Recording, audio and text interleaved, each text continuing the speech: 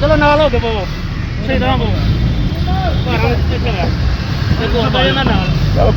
जिन्हें बना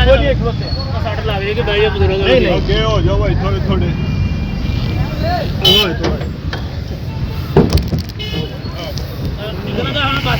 कुछ नहीं होता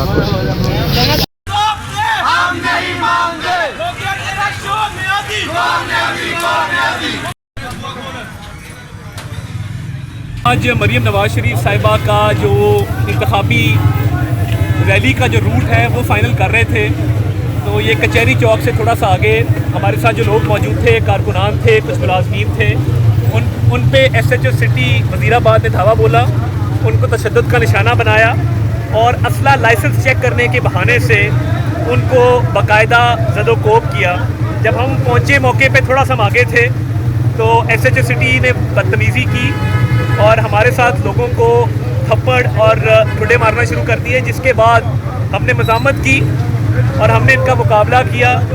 और ये मौके पे रागीर कुछ चल रहे थे जिन्होंने वीडियो बनाई, उनको बदतरीन तशद्दुद का निशाना बनाया, तो उस पर तल्ख कलामी हुई, जिसपे SHO सिटी वज़ीराबाद ने मुझे, मुस्तनसर गोंदल साहब जो हमारे ज़िले के प्रेसिडेंट भी हैं PMLN के और बार के भी एक बड़े सीनियर रुकन हैं,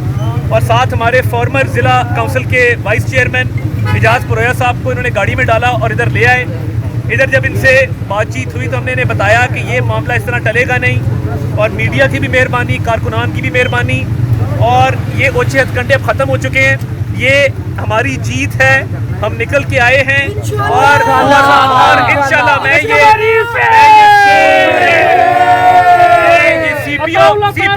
CPO गुजरांवाला सरफराज फल्की साहब को मैं पैगाम दे देना चाहता हूँ, आपको हुकूमती MNAs MPs के साथ असला नजर नहीं आता, हमारे पास असला भी नहीं था, फिर भी जो तशद्दुद किया गया है आपसे हिसाब लेंगे, और आपके इस ओछे हथकंडे की वजह से इलेक्शन तो हम जीत चुके हैं, आप डट के मुकाबला करेंगे।